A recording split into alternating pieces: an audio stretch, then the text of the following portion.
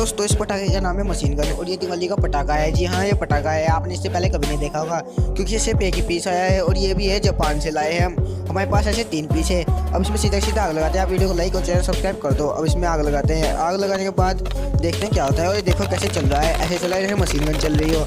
Machine gun तो आपने border film में देखी होगी कैसे चलती है, डम डम डम डम डम डम डम, ऐसे ही चल रहा है। बिल्कुल बिल्कुल ये इतना खतरनाक चल रहा है कि इसे देखने के बाद भी अगर आप वीडियो को लाइक और चैनल सब्सक्राइब नहीं करते हो तो आपका दिल बहुत ज़्यादा छोटा है यार।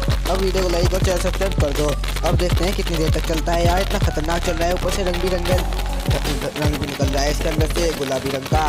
और ऐसे लग रहा है जैसे किसी शीशे से जाके टकरा रहा हो। गजब यार, लाइक करो यार, इसके लिए एक लाइक कर ही दो जल्दी से जल्दी। देखो यार, इससे पहले आपने